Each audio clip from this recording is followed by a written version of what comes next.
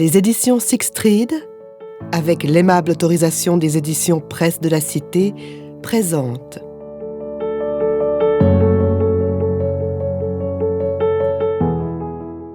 L'enfant rebelle de Christian Laborie, interprété par Nicolas Justamont.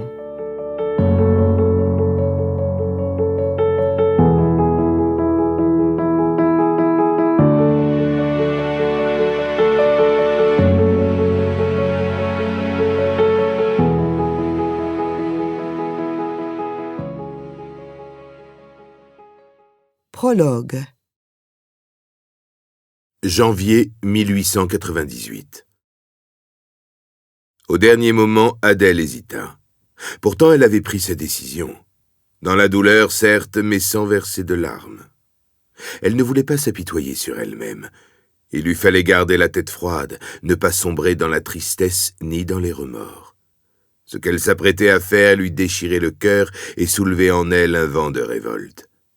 Comment avait-elle pu croire, en effet, aux belles paroles, aux promesses, elle qui n'était qu'une fille du peuple, une petite ouvrière sans origine et sans avenir?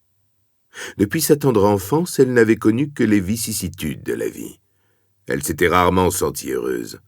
Pour autant, elle ne s'était jamais rebellée contre son sort, même au plus fort des crises que sa famille avait traversées dans les décennies précédentes. Peut-on se plaindre quand on ne manque pas de nourriture et quand on a un toit au-dessus de soi pour s'abriter, un lit pour se reposer, du bois pour se chauffer? Elle devait bien reconnaître qu'il y avait beaucoup plus malheureux qu'elle. Mais la misère des autres ne la réconfortait pas. Depuis plusieurs mois, elle traînait son désespoir au hasard des routes et des rencontres, sans savoir où ses pas l'amèneraient, où se trouvait son destin. Avait-elle seulement un avenir? Elle en était arrivée à en douter. Elle avait tout accepté jusqu'à présent, même le plus immonde. Elle avait croisé des individus abjects, mais aussi des gens généreux et compréhensifs. Elle s'était méfiée des premiers, avait accordé sa confiance aux seconds. Qu'avait-elle acquis et retenu des expériences qui faisaient d'elle, à l'âge où les jeunes filles en fleurs s'épanouissent et mordent la vie à pleines dents, un être endurci, aux yeux secs tant ils avaient déjà versé de larmes? Adèle ne nourrissait ni haine ni ressentiment. Elle savait depuis longtemps que son existence serait parsemée d'embûches, de difficultés, de renoncements. Elle n'en voulait ni à ses parents, disparus trop tôt, ni à ses tuteurs, trop rustres pour accepter que les petites gens comme eux devaient se serrer les coudes et se montrer solidaires, plutôt que de s'opposer les uns aux autres et profiter de la détresse des plus malheureux qu'eux. Elle venait de comprendre que la vie n'offrait jamais de cadeaux aux pauvres, surtout quand ceux-ci se résignaient et courbaient l'échine. Plus que les leçons de morale, d'histoire ou de catéchisme qu'elle avait reçues à l'école ou au temple, et qui avaient fait d'elle un petit être étonnamment cultivé pour son âge, les discours qu'elle entendait encore, s'ils ne l'avaient pas convertie aux idées révolutionnaires des plus exaltées, avaient ouvert sa conscience d'être opprimée. Jamais plus elle ne pourrait ployer la tête devant ceux qui tenteraient de la rabaisser à sa condition de subalterne, à sa seule condition de femme. Aussi, devant la terrible échéance qui s'imposait à elle de façon inéluctable, à une époque où ses semblables subissaient trop souvent le pouvoir des hommes, où elle n'était pas maîtresse de leur propre corps, Adèle s'était résolue à se séparer de son fils. Sa décision semblait irrévocable. Elle n'en changerait pas. Elle avait accouché dans la douleur, d'un être innocent qui n'avait pas demandé à venir au monde dans de telles circonstances. Un petit garçon qui ne connaîtrait jamais son père, ni sa mère. Au reste, si elle le gardait auprès d'elle et l'élevait comme une mère se doit d'élever son enfant, elle n'oserait jamais lui avouer, quand il atteindrait l'âge de savoir, dans quelles conditions il avait été conçu. On ne parle pas aux enfants des fautes de leurs parents, pensait-elle lorsqu'elle ne parvenait pas à chasser de son esprit les terribles souvenirs qui hantaient ses nuits. Ni les paroles rassurantes de ceux qui avaient essayé de l'aider, ni les promesses de ceux qui l'avaient trompée, ni les sentiments de ceux qui lui avaient déclaré l'aimer, fussent-ils les plus sincères du monde, ne pouvaient la faire revenir sur son choix.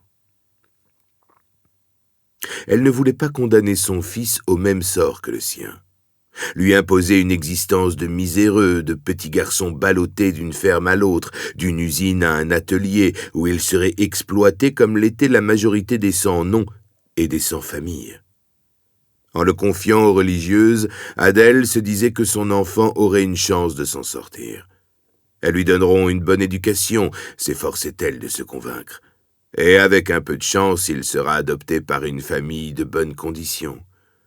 Elle préférait penser à cette opportunité, somme toute réalisable, plutôt que d'imaginer qu'il pourrait, comme elle, échouer chez des gens soucieux avant tout de profiter du travail d'un enfant en bas âge. Les sœurs ne confient pas leurs orphelins à n'importe qui, se rassurait-elle. Adèle ignorait la dure réalité des orphelinats. Elle croyait naïvement que les enfants y étaient choyés comme les agneaux du bon Dieu, qu'il n'y manquait jamais de rien, surtout pas d'affection, puisqu'ils étaient entre les mains de femmes qui consacraient leur vie à Jésus et vivaient dans l'amour de Dieu. En ce jour de janvier, par un froid qui blanchissait la campagne, elle prit donc la route d'Arles, fermement décidée à sauver son enfant du malheur, et se dirigea vers l'institution tenue par les Sœurs de la Charité.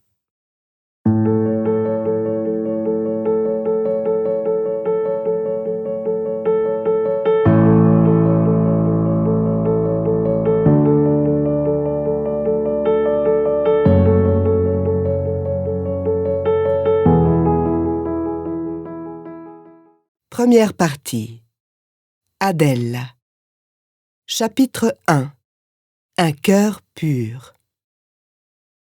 Saint-Jean-du-Gard, 1897.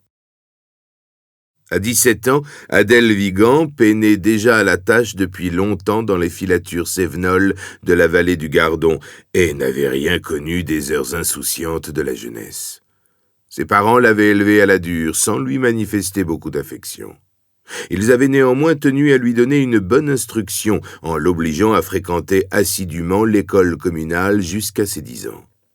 Puis ils l'avaient placée dans une ferme de la région pour qu'elle y gagne son pain et ne soit plus à leur charge.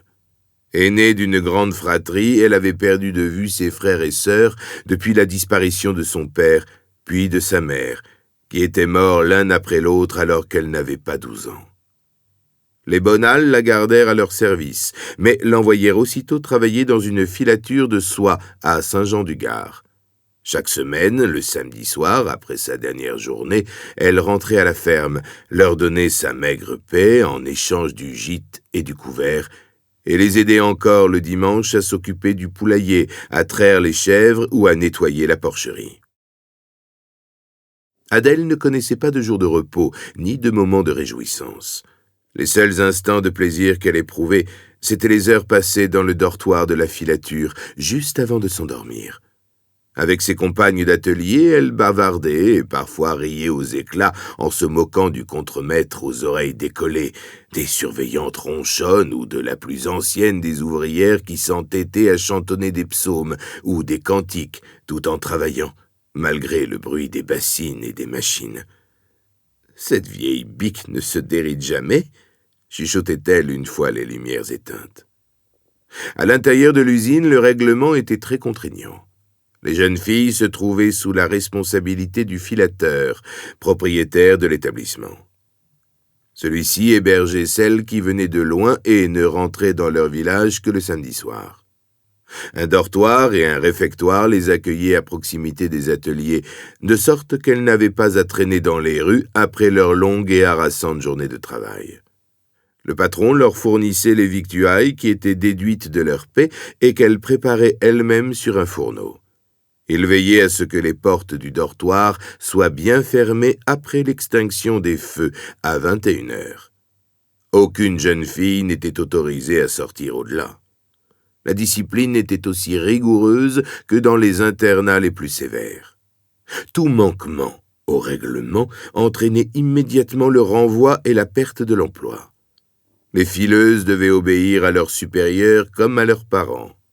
Et si être protestante n'était pas érigé en principe obligatoire, la fréquentation du temple le dimanche était vivement recommandée aux ouvrières, dont la morale devait être irréprochable. Peu d'hommes travaillaient à leur contact. La filature de la soie demeurait essentiellement féminine. Si les machines s'étaient modernisées depuis quelques décennies, surtout grâce à l'introduction récente de l'électricité, les cadences s'étaient accélérées et ne laissaient aucun répit aux malheureuses qui semblaient rivées à leur poste comme des cerfs attachés à la glèbe.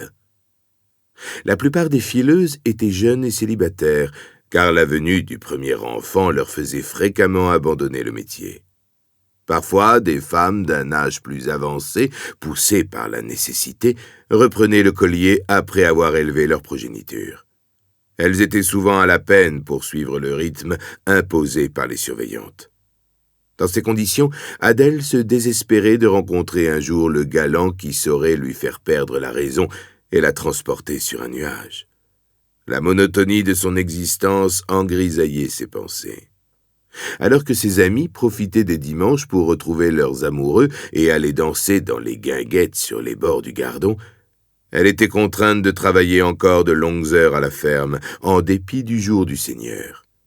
Ses tuteurs ne lui accordaient que le temps du culte pour s'évader et prendre un peu de repos. C'était là son seul plaisir. Elle y rencontrait des camarades d'usine, protestantes comme elle, des âmes charitables au courant de sa situation et qui s'inquiétaient de son sort, d'anciennes connaissances de ses parents qui la plaignaient et l'ennuyaient en lui rappelant des souvenirs qu'elle n'aimait pas réveiller. Elle n'osait pas croiser le regard des garçons, par timidité et de peur que l'un d'eux ne s'enhardisse à la sortie du temple à l'accoster. Elle craignait l'opinion des autres et le commérage. Au reste, elle ne disposait pas de sa vie pour accorder à autrui quelques minutes de son temps. Si elle rentrait en retard à la ferme, la foudre lui tombait sur la tête. Sa tâche s'alourdissait au fur et à mesure que pleuvaient les réprimandes. Toutefois, petit à petit, avec les années, Adèle osa relever les yeux et braver l'autorité de ses tuteurs. Elle commença à leur répondre lorsqu'elle estimait être dans son droit. Elle tenta timidement de prendre quelques libertés, traînant volontairement sur le parvis du temple à la sortie de l'office. Elle s'arrangeait toujours pour parler au pasteur, afin que ce dernier pût témoigner qu'elle ne faisait rien d'inconvenant à discuter avec ses paroissiens. Un jour, il lui demanda son aide bénévole pour encadrer les jeunes catéchumènes. « Aimerais-tu seconder Madame Langlois, qui leur enseigne le catéchisme le jeudi matin ?» lui proposa-t-il. « Le dimanche, vous pourriez ensemble monter une petite chorale. Qu'en penses-tu » Adèle vit dans la demande du pasteur Mazel une bonne occasion de s'émanciper. « J'irai en parler à tes tuteurs », ajouta le religieux. « Ils viennent rarement au culte, mais ils sont protestants. » « Si peu, » releva Adèle d'un ton sarcastique. Les Bonal ne cédèrent qu'à contre-cœur à la requête du pasteur. « C'est qu'on a bien besoin de la petite à la ferme, monsieur le pasteur, » répliqua Hector Bonal. « Je vous rappelle que le dimanche est le jour du Seigneur. Vous devriez accorder à Adèle un peu de répit. Elle travaille dur à la filature. Mais elle ne se plaint pas. Elle est heureuse chez nous. Pas vrai, Adèle? Hein? Réponds à monsieur le pasteur. » Adèle resta muette. « Alors, faites-lui plaisir. Laissez-la moi après le culte. Elle rendra un grand service à la paroisse. Vous êtes de bons chrétiens, n'est-ce pas? Même si je ne vous vois pas souvent au temple. »« C'est que, monsieur le pasteur, » s'excusa Célestine Bonal, « nous n'avons pas le temps. Sinon, pour sûr qu'on irait au temple le dimanche. Mais qui garderait les bêtes pendant ce temps? Nous n'avons pas de valets, nous. On n'est que des pauvres paysans. »« Je vous la confie jusqu'à midi, » accepta de mauvaise grâce Hector Bonal. « Pas davantage. » Adèle ne sut comment remercier le jeune pasteur de lui avoir obtenu cette permission. « À 17 ans, lui dit-il, j'estime qu'un peu de liberté ne te fera pas de mal. » À partir de ce jour-là, Adèle attendit le dimanche avec impatience. Les 2 heures qui suivaient le culte devinrent à ses yeux le nouvel horizon de son existence. Aux côtés de Louisette Langlois, elle se sentait enfin libre, débarrassée du fardeau qu'elle supportait pendant le reste de la semaine. Les enfants de la chorale l'aimaient comme une grande sœur et lui communiquaient leur joie de vivre. Ils répétaient ensemble les psaumes et les cantiques pour les prochains cultes, mais aussi des chansons profanes que Louisette connaissait et leur apprenait. D'un dimanche à l'autre, Adèle s'enhardit. Elle devint plus sociable, plus avenante avec les gens qui l'entouraient, et engageait avec elle la conversation à la sortie du temple. Avant d'aller rejoindre ses petits choristes dans la salle paroissiale, elle se plut peu à peu à se montrer parmi les fidèles, à prouver simplement qu'elle existait. Presque personne ne lui demandait des nouvelles de sa famille. D'ailleurs, à ses yeux, les Bonald n'étaient pas sa famille, même s'ils affirmaient qu'ils l'avaient adoptée et qu'elle était leur fille. Nul n'était dupe dans leur entourage. Tous savaient qu'ils avaient gardé Adèle uniquement pour en faire leur domestique. Et quand quelqu'un s'enquérait de son père ou de sa mère, elle répondait « Mes parents sont morts depuis longtemps. Je n'ai plus de famille. » Elle ne mentait pas, Adèle. Elle s'émancipait petit à petit de la pression exercée par ses tuteurs. Aussi, le pasteur Mazel ne lui adressait-il aucun reproche, connaissant parfaitement sa situation. Il lui conseillait seulement de ne pas nourrir des sentiments de haine envers son prochain et d'accorder son indulgence et son pardon à ceux qui la rendaient malheureuse. « Souviens-toi de ce qui est écrit dans l'Évangile, » lui répétait-il en toute occasion. « Jésus nous dit d'aimer nos ennemis et de pardonner à ceux qui nous font du mal. » Adèle ne contredisait jamais le jeune pasteur. Elle l'écoutait avec beaucoup d'attention, comme un élève obéit aux consignes de son maître. Elle ne voyait pas en lui le religieux, le représentant d'une église à la doctrine rigoureuse. Elle le considérait plutôt comme un ami, un grand frère à qui elle aurait souhaité se confier dans ses moments de doute. Sans s'en rendre compte, elle éprouva de plus en plus d'impatience à le rejoindre le dimanche matin. Bientôt, tous les prétextes lui furent bons pour laisser Louisette Langlois s'occuper seule de la chorale et aller chercher auprès de lui le conseil dont elle disait avoir besoin. Son cœur battait et s'emplissait de joie quand elle s'approchait du temple. En passant devant les rares boutiques ouvertes ce jour-là, la boulangerie, la boucherie ou l'épicerie, elle se regardait dans la vitre de la devanture, rectifiait sa coiffure, se maquillait furtivement pour paraître plus jolie. Avant de quitter la ferme, elle serrait secrètement dans son sac à main une boîte de poudre de riz et du rouge à lèvres que lui avait offert une amie de l'usine. Elle revêtait son unique robe qu'elle portait en toute saison et s'attristait de la pauvreté de sa garde-robe. Celle-ci ne comportait que des habits de travail peu saillants que Célestine lui confectionnait dans des étoffes fraîches et bon marché. Pour ses 16 ans, elle lui avait fait cadeau d'une robe montante d'été, blanc et rose, avec des petites fleurs jaunes et bleues, qu'elle avait achetée à un marchand ambulant le mardi sur le marché de Saint-Jean, où elle vendait les œufs de son poulailler et les légumes de son jardin. « Prends-en soin, » lui avait-elle enjoint. Et ne va pas croire qu'il en sera ainsi dorénavant à chaque anniversaire. La robe ne plaisait pas à Adèle, qui la trouvait plus appropriée à une femme de 40 ans qu'à une fille de son âge. Mais elle fit contre mauvaise fortune bon cœur et se confondit en remerciements pour ne pas froisser la susceptibilité de sa tutrice. Elle y apporta de légères retouches, échancra le décolleté, ajouta quelques éléments de dentelle et la rendit plus élégante et plus jeune. Sa transformation physique, même discrète, ne passa pas inaperçue et attira vite le regard des garçons. Pendant le culte, elle sentit bientôt leurs yeux se poser sur elle et cela ne lui déplaisait plus. Le pasteur Mazel se réjouissait de constater que sa petite protégée s'épanouissait de semaine en semaine. Il mettait son soudain rayonnement sur le compte de l'acte de dévouement qu'il avait obtenu d'elle. Se consacrer aux autres sublime la beauté intérieure et transfigure l'individu. prêchait-il dans ses sermons en observant Adèle du haut de sa chair. Celle-ci se sentait encouragée par ses paroles bienfaisantes et commença à ressentir pour lui d'étranges sentiments. Son cœur chavirait à l'écouter parler. Ses yeux, pleins d'admiration, se noyaient de larmes à le voir dans sa toge noire s'adresser à ses fidèles, tel un prophète apportant le verbe divin au désert. Pendant toute la semaine, à l'usine, Adèle ne songeait plus qu'au dimanche suivant et au moment où elle se retrouverait en présence du pasteur. Ses conversations n'étaient remplies que de son nom, de ses paroles, de ses gestes, de son sourire, de sa bonté et même de sa beauté. « Ma parole, tu es amoureuse de ton pasteur ?» lui déclara un jour sa meilleure amie. Éliane Ginoux était catholique et ne connaissait le pasteur Mazel que de vue.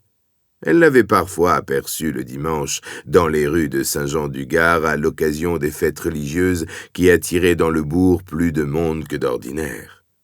« Il est vrai qu'il est plutôt bel homme ?» insista-t-elle, gentiment moqueuse. Adèle rougit de confusion, bégaya. « Ça ne va pas. Comment oses-tu imaginer de pareilles idioties ?» Éliane ne jugeait pas son amie. Elle n'ignorait pas que chez les protestants, les pasteurs n'étaient pas contraints au célibat, qu'ils étaient donc des hommes comme les autres. « Quel âge a-t-il, ton pasteur Mazel ? Il est jeune, non ? 25 ans, répondit Adèle sans hésiter. « Tu connais son prénom ? Raphaël. Ah, je vois que tu es très au courant. Que vas-tu imaginer ? Rien de répréhensible. Tu as 17 ans. Tu me sembles amoureuse d'un homme de 25 ans. Je ne suis pas amoureuse, contesta Adèle. Si, j'en suis sûre. Il n'y a pas de mal à cela, voyons. Il est pasteur. Et alors ? Heureusement que tu n'es pas catholique comme moi et qu'il n'est pas curé. Là, ce serait une autre histoire, non ? Adèle ne put nier longtemps devant son amie que celle-ci avait deviné juste. De toute façon, tout cela est impossible. Il me considère comme une gamine tout juste bonne à faire répéter les enfants de sa chorale le dimanche matin. Il ne voit en moi qu'une paroissienne. Comment peux-tu être si affirmative ? Lui as-tu parlé ? Tu plaisantes. Les propos de son ami révélèrent davantage encore chez Adèle ses sentiments à l'égard de Raphaël Mazel. Elle reconnaissait que l'attirance qu'il exerçait sur elle la touchait jusqu'au plus profond de son âme et suscitait en elle plus que de la simple admiration d'une fidèle vis-à-vis de son pasteur. Lorsqu'elle croisait son regard dans le temple ou à l'extérieur, elle se troublait aussitôt, perdait ses moyens, se sentait comme paralysée. Raphaël finit par s'en rendre compte, mais ne discerna pas immédiatement ce qui la perturbait. En outre, le peu de temps qu'il demeurait en sa compagnie ne lui permettait pas de comprendre ce qui se passait réellement en elle. Toutefois, petit à petit, il commença à entrevoir ce qui animait sa jeune protégée. Un dimanche, il lui demanda de le rejoindre après la chorale. « Je veux te parler, » lui dit-il. Adèle parut à la fois surprise et confuse. « C'est que je n'ai pas beaucoup de temps. Je dois rentrer à la ferme. Le travail m'attend. »« Je n'en ai pas pour longtemps.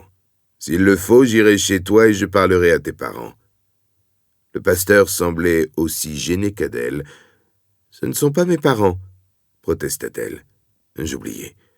À tes tuteurs, si tu préfères. Que leur direz-vous ? C'est à toi que je veux parler. Je t'attends dans 1 heure. » Adèle crut son secret dévoilé et en fut bouleversée pendant toute la répétition. « Qu'as-tu aujourd'hui ?» lui demanda Louisette Langlois, un sourire aux lèvres. « Elle est amoureuse, » répondit à sa place un jeune choriste. « Elle est amoureuse, répétèrent en chœur tous ses camarades. « Ça suffit, les enfants. Taisez-vous et révisez les paroles du dernier cantique plutôt que de bramer des bêtises. » Puis, à l'adresse d'Adèle, « Voyons, petite, secoue-toi et reprenons. » Quand Adèle quitta la chorale, elle demanda à Louisette de l'excuser auprès du pasteur. « Expliquez-lui que j'ai dû m'absenter, que je n'ai pas pu rester. » Louisette Langlois trouva étrange le comportement de la jeune fille. « J'ignorais qu'il voulait te voir. Dis-moi, petite, approche-toi. Adèle ne sentait plus ses jambes la porter. Je ne sais pas ce qui se passe là, fit-elle en tapotant du doigt la poitrine d'Adèle à l'endroit du cœur. Mais tu m'as l'air toute tourneboulée. Et j'ai comme l'impression que notre beau pasteur y est pour quelque chose. Est-ce que je me trompe? Adèle rougit et ne répondit pas. J'ai compris depuis longtemps, tu sais. Allez, va, je dirai à M. Mazel que tu étais en retard. Adèle fila sans mot dire, morte de confusion. Mais Raphaël Mazel l'attendait à la sortie de la salle paroissiale. « Je croyais que tu avais oublié, » lui déclara-t-il. Non, c'est Madame Langlois qui m'a retenu. Viens, suis-moi dans le temple, nous y serons plus tranquilles. Raphaël devança Adèle et la convia à s'asseoir sur un banc de la dernière rangée. Alors, Adèle, tu n'as rien à me dire? Moi? Non, rien, monsieur le pasteur.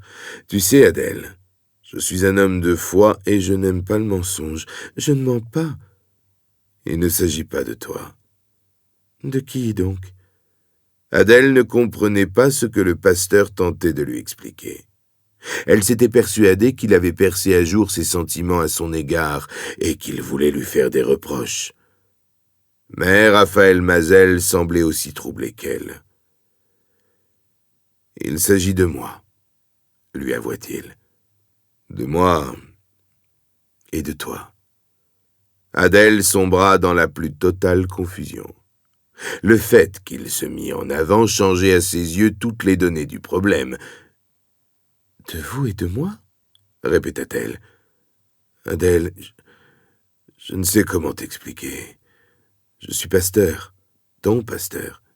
J'exerce donc, comment te dire, une influence morale sur toi, comme un enseignant sur ses élèves. Je sais tout cela. De plus, tu es bien jeune encore. J'ai 17 ans. » Le coupa Adèle qui ne pouvait retenir ses larmes, tant l'émotion se mêlait au bonheur qu'elle éprouvait soudain, car elle devinait à présent ce que Raphaël essayait de lui confesser. « J'en ai 8 de plus que toi.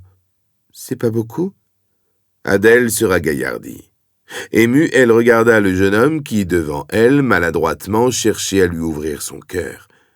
« Je t'aime, Adèle, » finit-il par confesser. « Je suis tombé amoureux de toi sans me méfier de ce qui m'arrivait. Je ne peux plus le garder en moi comme un lourd fardeau. Il fallait que je te le dise. » Adèle se mit à pleurer à chaudes larmes et cacha son visage dans ses mains. « Tu as de la peine? »« Non, c'est que... Je croyais que vous alliez me faire la morale. »« La morale? Pourquoi? » Vous n'avez pas deviné? »« Deviné que toi aussi tu es amoureuse de moi? Bien sûr que si, Adèle. Je ne peux pas te faire la leçon alors que je ressens la même chose pour toi. Mais... Adèle se tut, étranglée par les sanglots. « Que pouvons-nous faire ?» reprit-elle en levant ses yeux éplorés vers Raphaël. Il lui prit les mains dans les siennes, s'approcha d'elle, l'enveloppa dans ses bras et l'embrassa tendrement. « Si tu veux, Adèle, nous allons prier. Dieu nous entendra et nous aidera à trouver notre chemin. »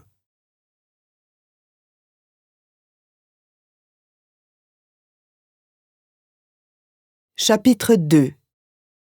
L'agression. Les semaines passèrent, puis les mois. Le bonheur illuminait les yeux d'Adèle. Son visage rayonnait d'une joie de vivre qui étonnait son entourage.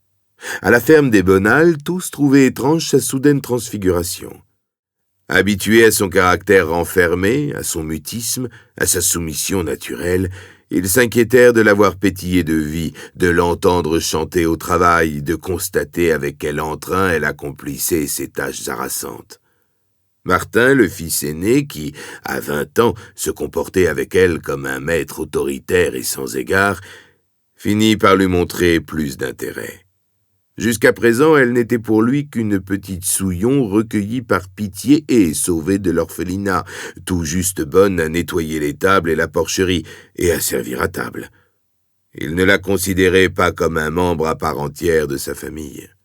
Il n'ignorait pas que ses parents avaient accepté de la garder à leur service uniquement pour la paix qu'elle leur rapportait et parce qu'ils n'avaient pu avoir un troisième enfant. Un autre garçon, avait-il longtemps espéré, qui aurait allégé leurs tâches et assuré leur vieillesse. Aussi ne lui montrait-il que mépris et méchanceté quand, le dimanche après-midi, il lui ordonnait d'accomplir les besognes les plus avilissantes. Le père Bonald se reposait de plus en plus sur son unique fils et ne lui adressait aucun reproche pour ses outrances. Seule Juliette, sa sœur, témoignait de la compassion à Adèle.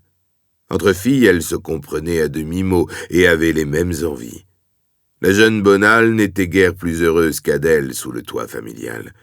Ses parents lui reprochaient, sans le lui avouer, de prendre la place du second fils qu'ils n'avaient pas eu. Ils ne la ménageaient guère plus que leur pupille. Si celle-ci était contrainte de travailler 12 heures par jour à l'usine, Juliette, de son côté, s'échinait à la ferme de l'aube au coucher du soleil, aidant son père et son frère à labourer, à ramasser les andins après le fanage, à vendanger, et sa mère à nourrir les magnans, les chèvres et les brebis. Tout ça pour crever de faim.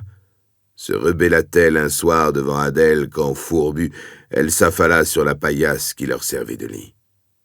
Les deux filles partageaient la même chambre, une pièce froide sous les toits sans aucun confort. « Je suis mieux lotie à la filature, » reconnut Adèle. « Au moins là-bas, le dortoir est chauffé et nous mangeons ce que nous préparons nous-mêmes. Parfois, je t'envie. Je crois que je préférerais travailler à l'usine comme toi, plutôt que de trimer ici comme un homme. Mais mes parents ont trop besoin de l'aide que je leur apporte pour se passer de moi. Plus tard, quand je serai majeure, je partirai à la ville. Je ne leur demanderai pas leur avis. Moi, si j'étais à ta place, je ne resterais pas une minute de plus dans cette maison. Tu oublies que je suis mineure et sous la tutelle de tes parents. Ils sont responsables de moi.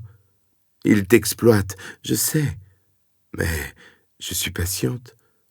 Qu'est-ce qui te rend si optimiste tout à coup ?» Juliette ignorait ce qui troublait le cœur d'Adèle depuis quelque temps. « Tu peux bien me le dire, je suis comme ta sœur, non ? Tu es la seule personne que j'aime dans cette maison, » reconnut Adèle. « Mais jure-moi de tenir ta langue, je te le jure. C'est pas facile à avouer, je t'assure, je garderai le secret. Je suis amoureuse. » « Amoureuse ? Tu connais donc un garçon ? » ?»« Oui, enfin, c'est plus qu'un garçon. C'est qui ?»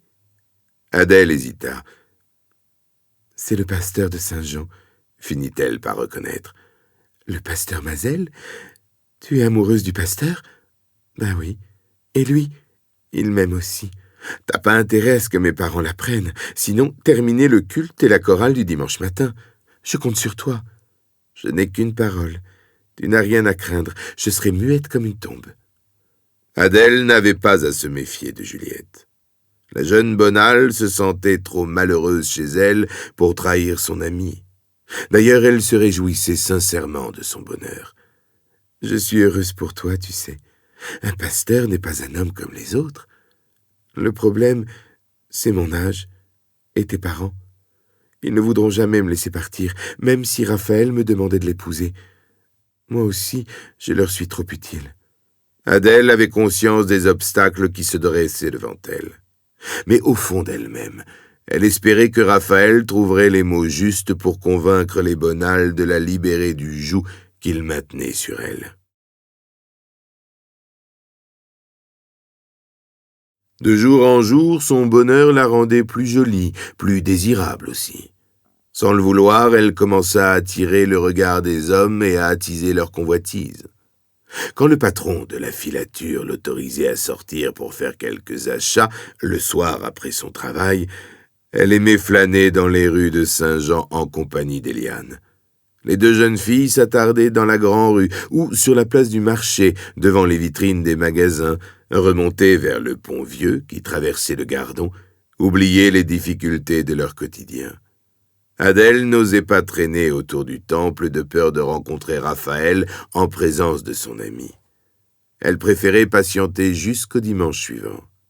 Après le culte, il s'arrangeait toujours pour passer l'écouter à la chorale et pour l'entraîner à l'écart, une fois la répétition terminée. Elle se contentait de ces brefs instants de bonheur volés au temps précieux que lui accordaient les bonals.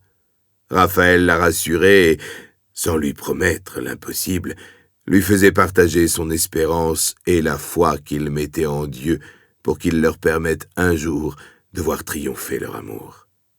Confiante, car en son fort intérieur elle savait qu'elle ne commettait rien de répréhensible, Adèle rentrait à la ferme rassérénée, libérée, presque heureuse.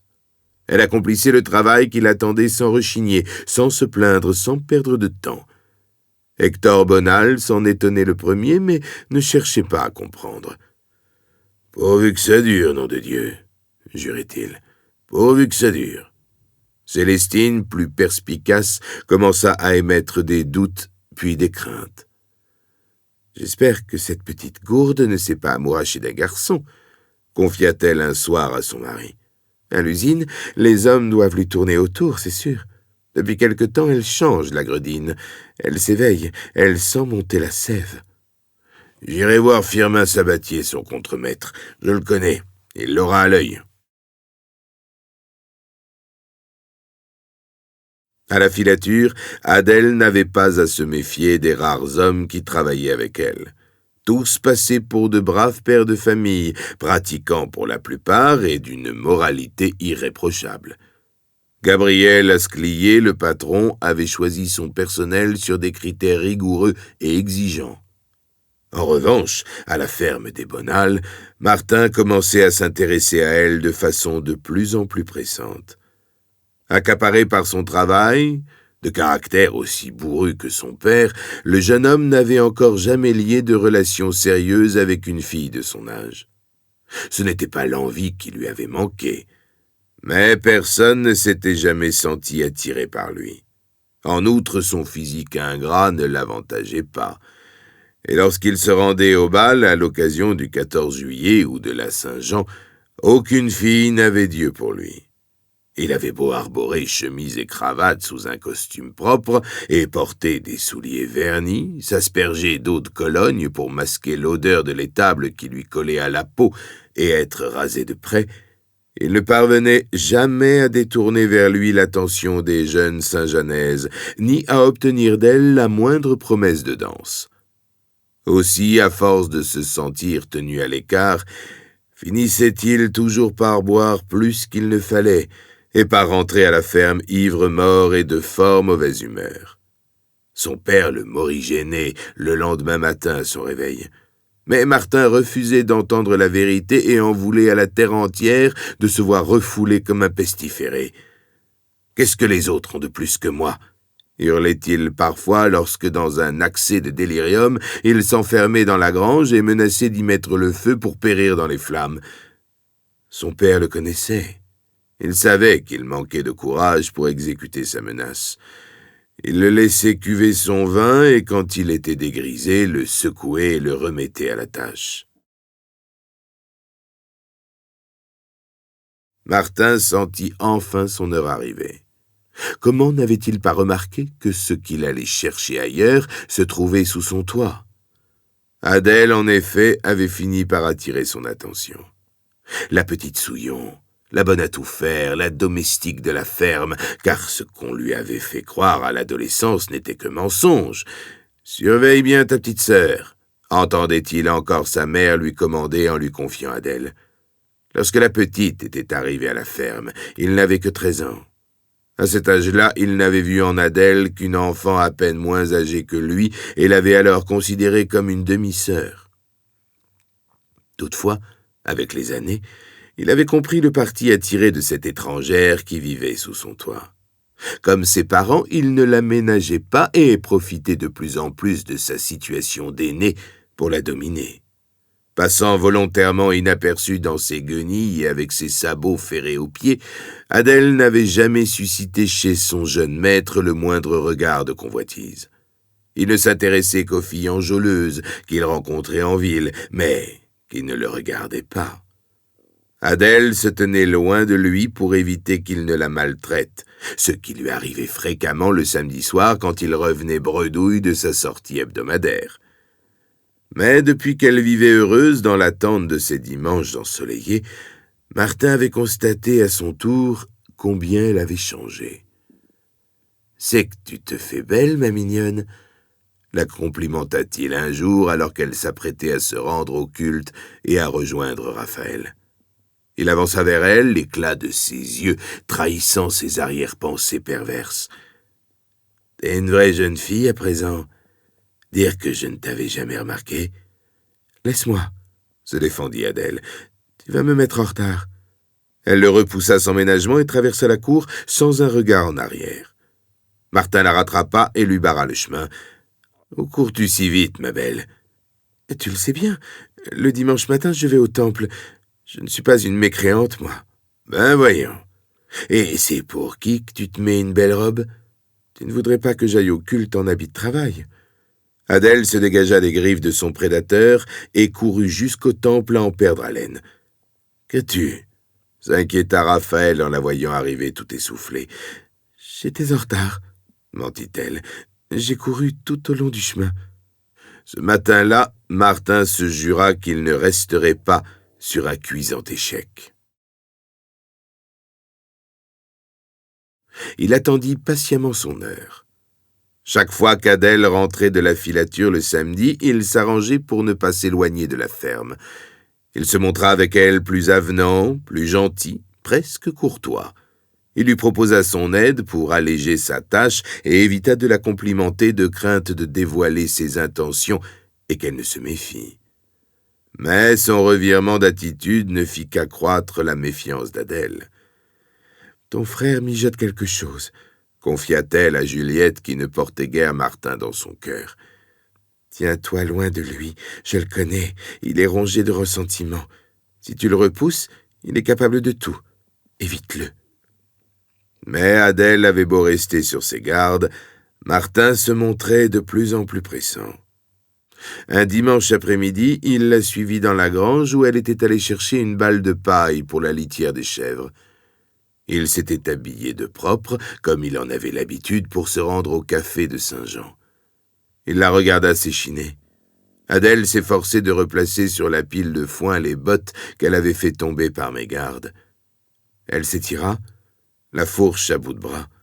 Sa robe paysanne mal fermée s'ouvrit sur le côté, découvrant ses jambes nues. Martin s'avança vers elle sans faire de bruit. Elle sentit aussitôt une présence derrière elle, se retourna, la fourche à la main. « Tu es belle, tu sais, » fit-il. Elle recula d'un pas, brandissant sa fourche. « N'approche pas, » menaça-t-elle. « N'aie pas peur, je ne te veux aucun mal. Si tu avances, je hurle, personne ne t'entendra. Arrête, tu n'es plus une gamine à présent. Tous les deux, on pourrait... Tu me comprends, hein? On pourrait prendre un peu de plaisir. Il n'y a pas de mal à ça, personne ne le saura. Arrête, je te dis. » Adèle recula encore de quelques pas, marcha sur un pan de la bâche qui recouvrait les bottes de foin. Martin souriait, s'approchait lentement. Il s'agenouilla avec précaution et tira d'un coup sec sur le coin de la bâche. Adèle perdit l'équilibre et tomba à la renverse. Alors, comme un félin qui guettait sa proie, il se rua sur elle. « Non !» hurla-t-elle en se débattant.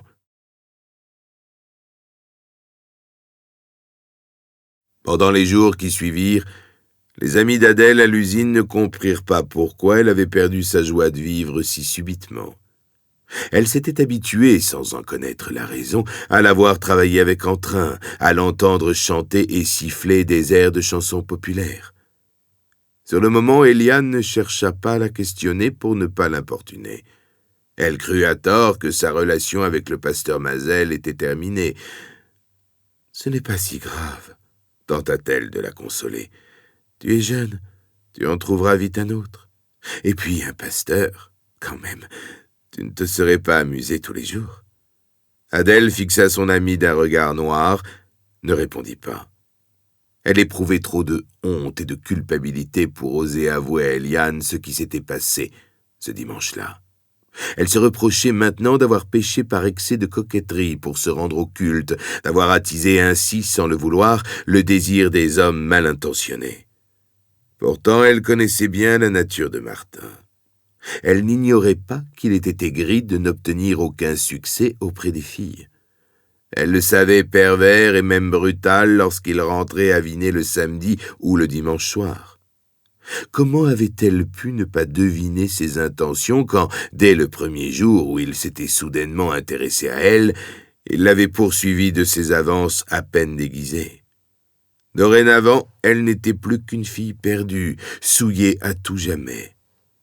Outre la douleur qu'elle ressentait dans sa chair, cette meurtrissure qui lui brûlait le ventre comme si elle avait été marquée au fer rouge, elle ressentait en son âme une blessure bien plus profonde encore, qui l'avouerait aux gémonies et la condamnerait à errer comme une malheureuse à qui l'on avait volé son honneur. Jamais, pensait-elle avec désespoir, elle n'aurait le courage d'avouer à Raphaël ce qui s'était passé. Du reste, la croirait-il ? Ne se méfierait-il pas d'elle? Ne lui reprocherait-il pas d'avoir tenté le diable en se montrant délibérément aguicheuse? Non, pas lui. Ne cessait-elle de se répéter pour se convaincre. Raphaël n'est pas un homme comme les autres. Mais très vite, sa colère reprenait le dessus dans son esprit agité. Non, elle ne pourrait jamais pardonner à Martin, cet être abject qui l'avait contrainte à lui donner ce qu'elle réservait à l'homme qu'elle aimerait pour la vie. Raphaël, de son côté, perçut rapidement la souffrance d'Adèle. Il n'eut pas besoin de l'interroger pour comprendre que son âme était chagrinée et pour saisir la gravité de sa tristesse. Il crut d'abord qu'il en était la cause et tenta de la réconforter sans jamais lui demander de s'expliquer. Il craignait de heurter sa sensibilité. Mais d'un dimanche à l'autre, force lui fut de constater que celle qu'il aimait s'enfonçait de plus en plus dans un abîme de désespoir. « Qu'as-tu » finit-il par s'inquiéter. « T'ai-je fait de la peine ?»« Non, » lui répondit-elle laconique. « Alors peux-tu me dire ce qui ne va pas depuis quelques semaines ?» Adèle ne pouvait lui parler, lui confier son terrible désarroi. Comment aurait-elle pu, avec les mots de tous les jours, lui confesser que son jeune maître ne cessait de la harceler, qu'il était revenu plusieurs fois la contraindre pour lui faire subir ses pulsions bestiales et qu'elle n'avait jamais réussi à le repousser? Chaque dimanche, en effet, il l'attendait avec concupiscence et profitait de ce qu'elle était seule pour assouvir sur elle ses plus bas instincts. Elle avait beau se défendre bec et ongles, le menacer de tout révéler à ses parents, pointer sur lui ce qui lui tombait sous la main, il parvenait toujours à ses fins. Lasse de lutter en vain, Adèle avait baissé les bras. Elle se laissait violenter pour éviter les gifles et les déchirures, quand Martin lui labourait le ventre en prenant égoïstement son plaisir comme un pourceau. Il la troussait comme une vulgaire servante, non, telle une bête en rut. Elle se mordait les lèvres de douleur et retenait sa respiration pour ne pas sentir son haleine puante qui se mêlait à son odeur de crasse et d'étable. Pendant qu'il s'activait en elle et lui donnait de violents coups de boutoir, elle fermait les yeux et tâchait de ne penser à rien, surtout pas à Raphaël, car la honte la submergeait. Quand il se retirait, il demeurait quelques secondes sur le côté, apaisé et repu, reprenant son souffle, sans aucune parole.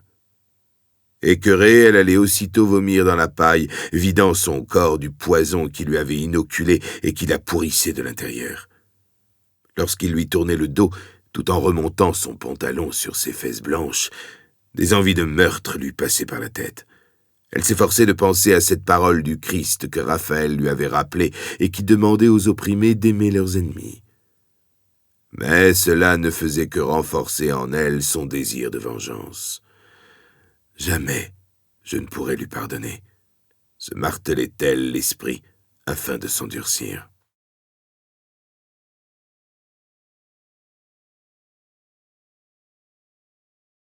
Chapitre 3. La fuite. Avec le temps, Adèle finit par se résigner. comme une esclave qui accepte sa condition pour ne pas mourir. Elle subissait Martin, dépourvue de tout espoir de s'en sortir. De sa propre initiative, elle mit fin à sa liaison avec Raphaël. Elle ne pouvait lui révéler une vérité dont elle avait honte. Elle se sentait à jamais perdue. Son corps ne lui appartenait plus. Ses pensées, empreintes de haine et de rancune, la rendaient étrangère à elle-même. Lorsqu'elle se regardait dans un miroir, elle ne se reconnaissait plus. Elle abhorrait l'image de la jeune fille qu'elle y découvrait. Elle se trouvait laide, vulgaire, détestable. Il lui arrivait parfois de cracher sur la glace en s'insultant et d'invoquer Satan pour qu'il prenne son âme. Elle en vint même à se lacérer le ventre de ses ongles cassés pour se mortifier et mieux expier sa faute. Raphaël ne put la retenir. Il pensa d'abord qu'elle s'était lassée de lui et mit l'échec de leur amour sur le compte de sa jeunesse. Il tenta de la rassurer, de lui prouver qu'elle ne commettait aucun péché en l'aimant, que Dieu les protégeait. Mais Adèle ne voulut rien entendre et s'obstina à lui faire croire qu'elle ne l'aimait plus. Elle lui annonça qu'elle cessait de collaborer avec Louisette Langlois et ne fréquenta plus le temple le dimanche matin. Au lieu d'aller au culte, elle traînait sa peine sur les rives du Gardon et attendait l'heure habituelle pour rentrer à la ferme. Parfois, l'envie de se laisser happer par le courant lui traversait l'esprit. Mais une force intérieure la retenait, qui lui disait qu'elle devait affronter courageusement son destin. Bien que son changement de comportement se lût sur son visage comme à livre ouvert, les Bonald ne lui adressèrent aucune remarque. Ils crurent qu'elle souffrait à nouveau de cette langueur qui lui connaissait depuis son arrivée sous leur toit. Sa bonne humeur n'aura pas duré longtemps, se plaignait Célestine. Cette petite effrontée ne mérite pas le mal qu'on se donne pour elle. Allez donc prendre pitié pour ce que vous en êtes récompensé. Adèle ne s'était confiée à personne. Toutefois, Juliette, qui la côtoyait à la ferme plus que les autres, ne fut pas longue à comprendre que son frère était la cause de son désarroi. Elle devina qu'il s'était passé quelque chose de grave entre eux. « C'est Martin, n'est-ce pas ?» lui demanda-t-elle un soir alors qu'Adèle ne pouvait calmer ses sanglots. Elle ne répondit pas. « J'ai remarqué son manège. Il te harcèle sans cesse. Qu'a-t-il fait ? Rien. » « Tu ne dis pas la vérité. Laisse-moi. » Juliette insista. « Si tu ne me parles pas, j'irai expliquer au pasteur que mon frère t'empêche de le voir. Tu n'as pas le droit. Pour ton bien, si. » Alors, de crainte que son ami ne mette sa menace à exécution, Adèle lui ouvrit son cœur et s'épancha. Lorsqu'elle eut fini de lui raconter, elle se tut et cacha son visage dans ses mains. Stupéfaite, Juliette ne dit mot. Elle imaginait avec horreur ce qu'endurait Adèle depuis des mois et ne comprenait pas comment elle avait pu se résigner à une telle ignominie. « Tu ne sais pas tout, » ajouta Adèle au bout d'un long silence. Juliette sortit de son ahurissement. Ce qu'elle venait d'apprendre dépassait son entendement. Elle savait son frère capable des pires turpitudes, mais de là à concevoir qu'il puisse abuser sous son toit de la fille que ses parents avaient recueillie alors qu'ils n'étaient tous les trois que des enfants, cela lui paraissait totalement inconcevable. Elle ne releva pas la dernière remarque d'Adèle. « Tu ne connais pas le pire, » reprit celle-ci. « Qu'y a-t-il de pire que ce que tu as déjà subi ? Je ne parviens même pas à imaginer ce que tu as vécu en silence.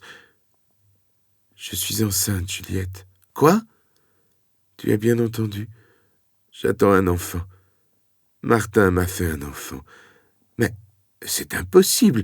En es-tu sûre ? Certaine. » Adèle ne pleurait plus. En révélant cette ultime vérité, elle redressa la tête. Son regard se durcit, ses mâchoires se crispèrent. « Qu'as-tu décidé ? » « Dans mon état, je ne peux rien faire. Si j'avais de l'argent, j'irais voir une faiseuse d'anges et je le ferais passer. Je ne peux que prier pour le perdre. » Atterrée, Juliette ne réagit pas. « Hélas, je ne peux rien faire pour toi. Je ne te demande rien, ni à toi, ni à personne. » Le ton d'Adèle était devenu dur et cassant. La jeune fille était trop amère pour croire encore en la compassion des autres, fussent-elles ses amies. « Je me débrouillerai seule, ajouta-t-elle. De toute façon, je suis seule depuis toujours. Je ne puis compter que sur moi. Raphaël comprendra si tu lui expliques. Il est pasteur, c'est un homme bon. Laisse Raphaël en dehors de tout cela. Je ne le mérite pas. Je ne veux ni sa pitié, ni sa compréhension. Je ne peux plus être à lui à présent. J'ai pactisé avec le diable. Tu dis des sottises, Adèle. C'est Martin le seul fautif. C'est lui qui doit être puni. Et comment comptes-tu t'y prendre? Crois-tu que j'ai envie de le dénoncer aux gendarmes en lui avouant ce qu'il m'a fait endurer? Crois-tu qu'ils m'écouteront? Crois-tu qu'ils seront capables de réparer le mal que j'ai subi? L'enfant que je porte, il est là, dans mon ventre. Ça, c'est la réalité, que je le veuille ou non. Crois-tu enfin que Raphaël acceptera cet enfant comme le sien, alors qu'il lui rappellera sans cesse que sa femme se laissait violer et violer encore, sans réagir, parce qu'elle avait baissé les bras face à la fatalité? Plus Adèle exposait ses griefs, plus ses yeux s'injectaient de sang, plus son cœur semblait se dessécher. Instinctivement, elle pressait son ventre de ses mains, y enfonçait ses doigts comme pour étouffer la vie qui venait de poindre dans sa chair malgré elle. Juliette resta sans argument devant la détermination de son amie à gérer seule son désarroi. « Veux-tu que j'en parle à mes parents ?» lui proposa-t-elle en dernier ressort. « Je sais qu'ils ne te considèrent pas comme leur fille, mais quand même, ils t'ont élevée. Ils suggéreront peut-être une solution. Une solution? Tes parents? Au mieux, ils me demanderont d'épouser leur fils. Au pire, ils me jetteront dehors. Mais je ne leur laisserai pas ce choix. J'ai décidé de partir. Pour aller où? Je l'ignore. Et s'ils préviennent les gendarmes de ta disparition? Qu'ils le fassent. L'heure des réparations sonnera bientôt pour eux aussi. Quant à Martin, je n'oublierai jamais ce qu'il m'a infligé. Un jour, il paiera. » Juliette prit peur devant la soudaine détermination d'Adèle. Son regard d'acier, acéré comme une lame de couteau, son ton sentencieux, l'expression placide de son visage laissaient entrevoir quelque chose d'inhabituel chez elle. Un désir de vengeance ancré au plus profond de ses souvenirs d'enfance.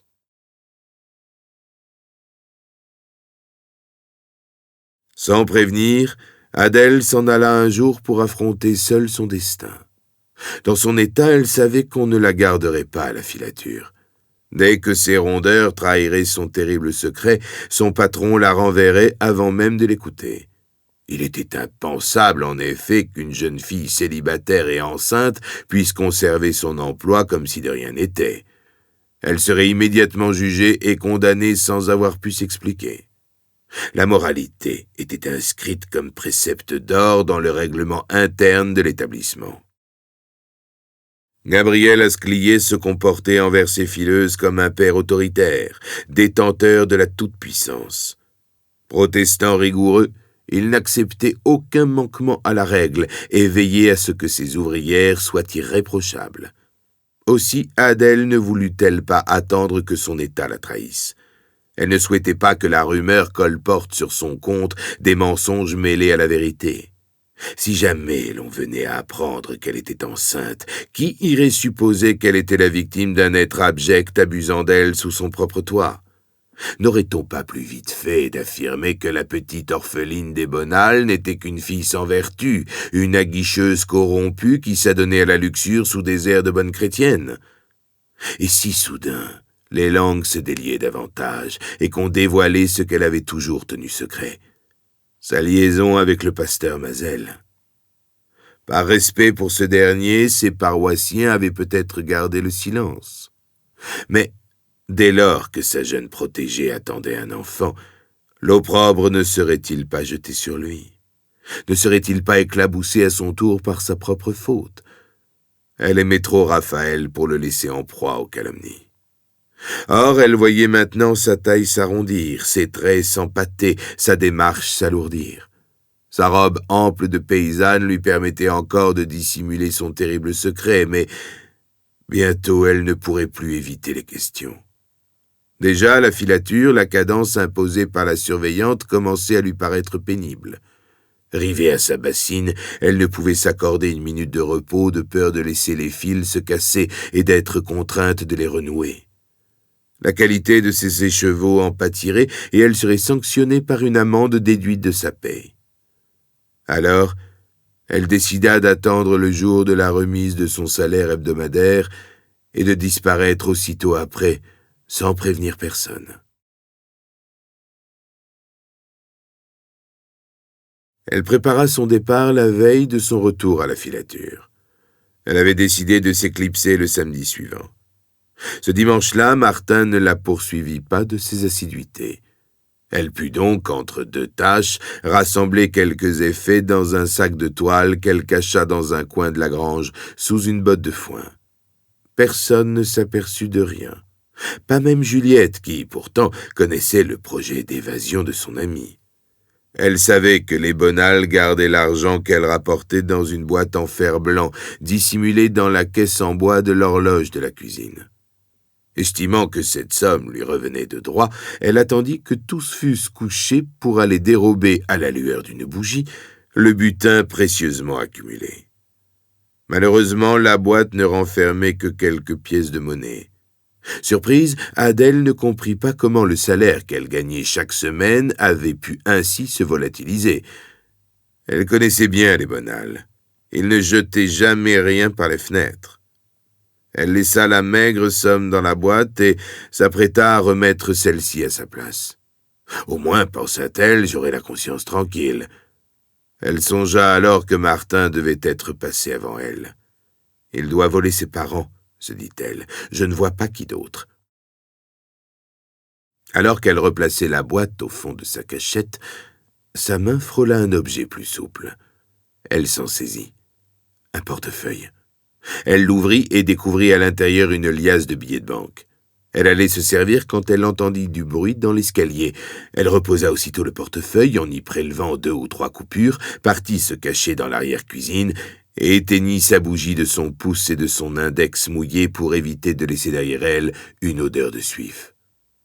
Le cœur battant, elle retint sa respiration. Elle avait deviné juste. Sous ses yeux, Martin, chandelle à la main, venait puiser dans la trésorerie familiale afin d'arrondir ses fins de semaine. Le vaurien. Ne put-elle s'empêcher de penser. Dire que c'est moi qui gagne cet argent. Elle n'en eut que moins de scrupules d'avoir subtilisé avant lui les billets qu'elle serrait au creux de son poing. Quand Martin eut regagné sa chambre, elle remonta dans la sienne. Juliette ne dormait pas. « Qu'es-tu allé faire ?» lui demanda-t-elle. « Rien, j'avais envie de prendre l'air. Je n'arrive pas à dormir. J'ai deviné ce que tu mijotes. Tu n'as rien à craindre de moi, tu le sais bien. Je ne mijote rien. Tiens, je les ai dérobés pour toi.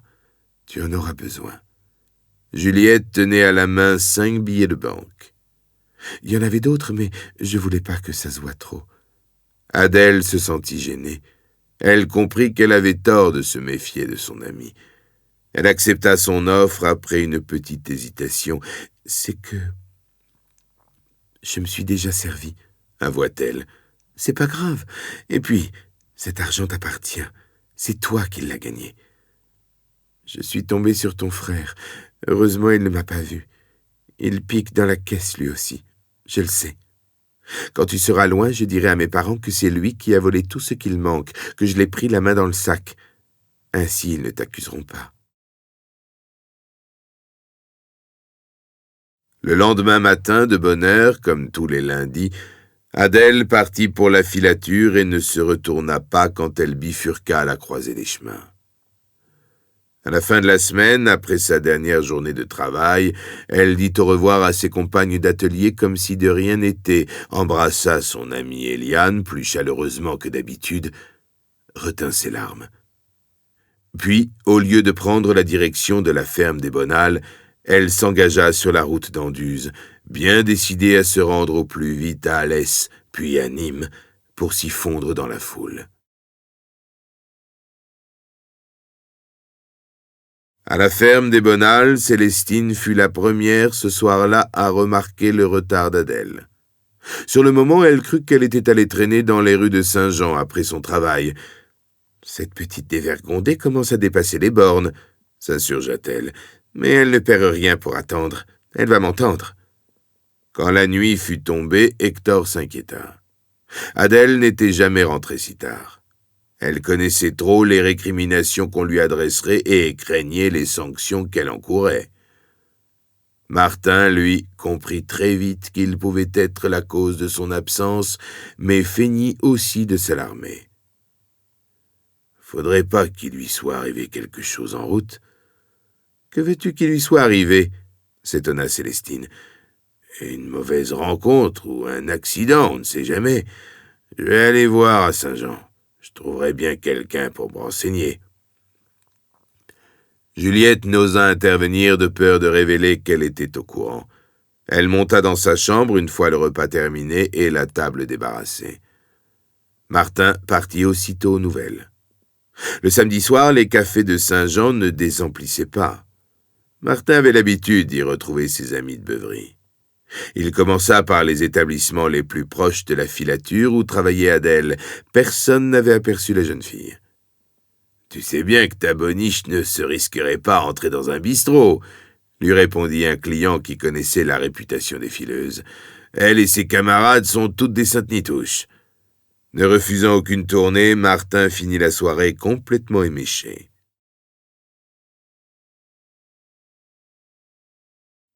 11 heures sonnaient au clocher de l'église lorsqu'il se décida à rentrer. En passant à proximité du temple, il remarqua de la lumière aux fenêtres de la maison du pasteur. Raphaël Mazel ne dormait pas. Il s'entretenait avec Louisette Langlois malgré l'heure tardive. « Regardez ce qu'on vient de glisser sous ma porte. Une lettre d'Adèle. » Louisette n'osa demander ce qu'elle contenait. « Cette petite me paraît perturbée, » se contenta-t-elle de relever. « Ne plus venir au culte ni à la chorale prouve qu'elle ne va pas bien. J'ai peur qu'elle ne soit en train de commettre une bêtise. » Raphaël lut la lettre sans commentaire. Son visage blêmit. Ses yeux se brouillèrent, trahissant son émotion. « Vous n'y êtes pour rien, Raphaël, j'en suis certaine, » poursuivit Louisette. « Croyez-moi, ce n'est pas à cause de vous qu'elle agit ainsi. Que dit-elle dans cette lettre ?»« C'est beaucoup plus grave que vous ne l'imaginez, Louisette. Beaucoup plus grave. » Martin, à moitié dégrisé par la fraîcheur de la nuit, frappa alors à la porte du pasteur. Louisette s'empressa d'aller ouvrir. « Martin Bonal !» s'exclama-t-elle surprise. « Que venez-vous faire ici à une heure pareille ?»« Je viens chercher Adèle. Je sais qu'elle est là. » Raphaël intervint calmement. « Vous vous trompez, Martin. Que ferait-elle chez moi? Vous la cachez. Mais elle vous appartient pas. Vous êtes ivre, Martin. Vous déraisonnez. Vous feriez mieux de rentrer chez vous. Passant Adèle, je vous répète qu'elle n'est pas là. Vous mentez. Il y a longtemps que j'ai compris vos petites manigances. Le dimanche matin, Adèle était bien trop contente d'aller au temple pour vous y rejoindre. Ne dites pas le contraire. C'est vous qu'elle retrouvait après le culte. La chorale, c'était bidon. Je vous pardonne, Martin, parce que vous n'êtes pas en état de tenir une conversation sensée. Elle est à moi, Adèle, à moi, vous comprenez? Jamais je la laisserai m'échapper. C'est moi qui l'ai dépucelée, elle m'appartient. Louisette poussa un cri de stupéfaction et d'effroi. « Oh mon Dieu, qu'a-t-il dit ?»« Rentrez chez vous, Martin. Demain, quand vous serez dégrisé, vos pensées seront plus claires. Je vous dis que c'est moi qui l'ai baisée le premier et qu'elle est à moi. Rendez-la à moi ou je casse tout dans cette baraque. » Lorsqu'il était ivre, Martin ne sentait plus sa force.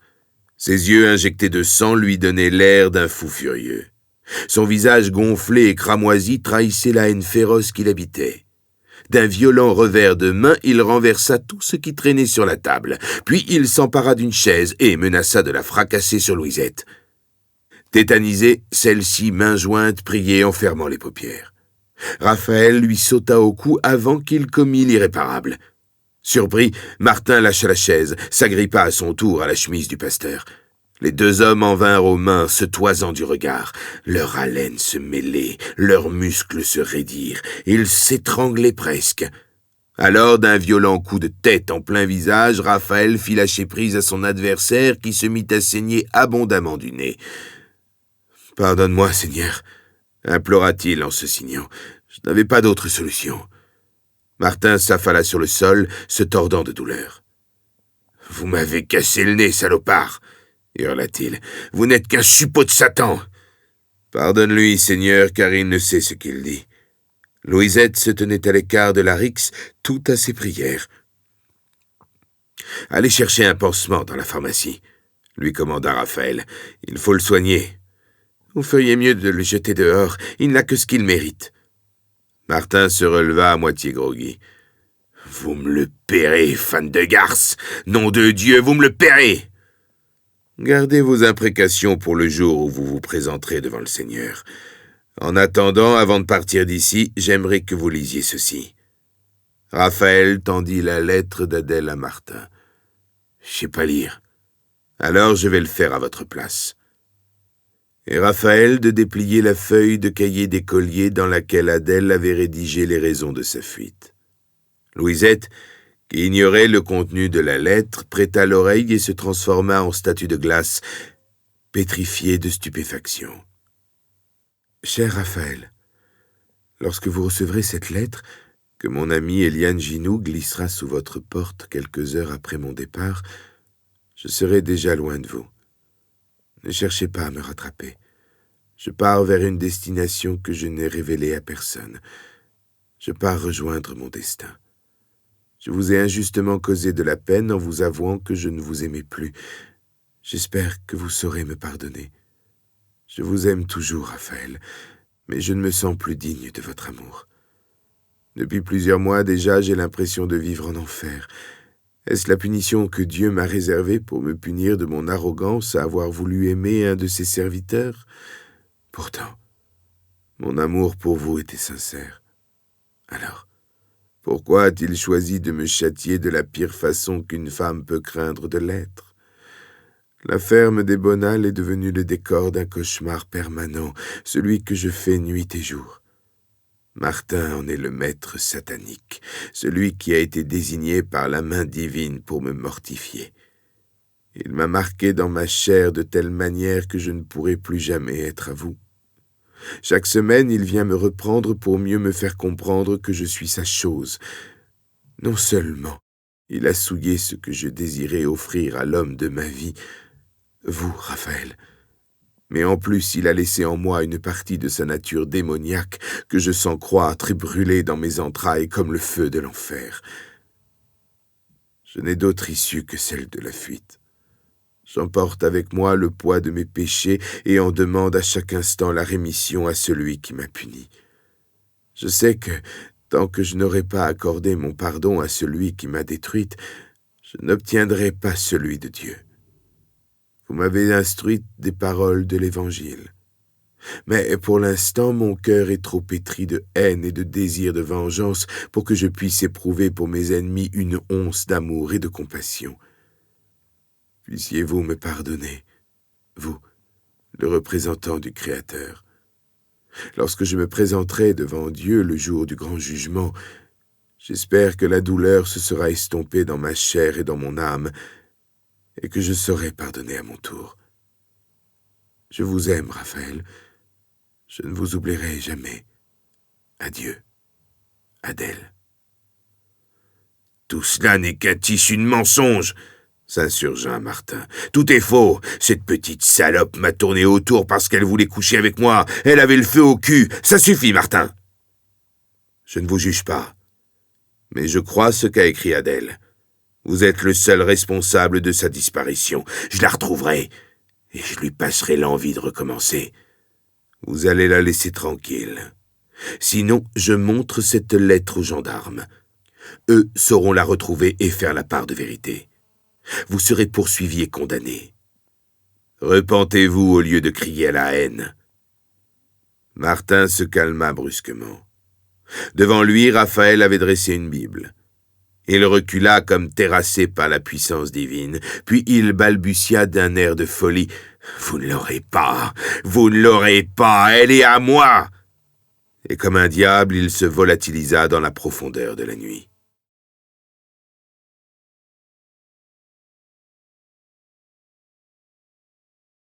Chapitre 4. Sur la route. Adèle marcha vers Anduze sans reprendre son souffle, sans se retourner. La ferme des Bonald lui faisait tellement horreur qu'elle n'avait qu'une hâte, quitter le territoire de Saint-Jean et, dans un premier temps, se réfugier dans la montagne. Aussi, elle n'emprunta pas le chemin le plus direct, celui qui longeait la vallée du Gardon. Elle y connaissait trop de monde, des clients qui venaient se fournir à la ferme. Si Martin décidait de se lancer à sa poursuite, ils auraient vite fait de lui signaler son passage. La route de Générargues lui parut plus sûre car moins fréquentée. C'était jadis un repère de Camisards en lutte contre les dragons du roi. Raphaël lui avait appris leur histoire, notamment celle du héros légendaire Pierre Laporte, dit Roland. Elle savait qu'elle n'y ferait pas de mauvaises rencontres. Elle fit halte à Mialet, se rendit devant la maison des Laporte au Mas-Soubeyran. Elle s'installa pour le reste de la nuit sous le feuillage épais des châtaigniers.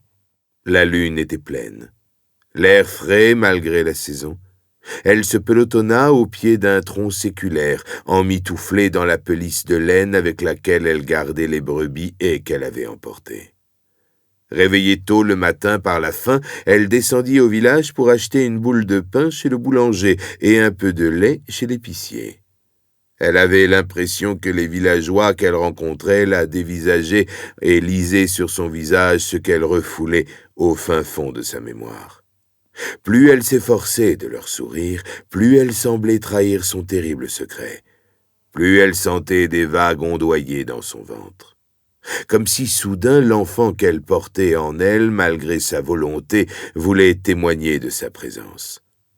Elle ne s'attarda pas dans cette commune protestante où elle avait cru trouver un peu de quiétude avant d'affronter l'univers de la ville. Un monde qu'elle ne connaissait pas et qu'elle envisageait à l'image de Saint-Jean, en plus étendu seulement. Elle parvint dans la paroisse de Générargues quelques heures plus tard, vers midi. C'était un beau dimanche ensoleillé. Le ciel, lavé par la rosée de l'aube, flamboyait d'une lumière aveuglante qui embrasait les collines. L'été frappait déjà à la porte. Les balcons des maisons étaient fleuris. L'air rempli d'effluves sucrés et enivrants. L'église et le temple, proches l'un de l'autre, se vidaient de leurs fidèles qui s'attardaient sur le parvis à bavarder comme le faisaient à la même heure ceux de Saint-Jean.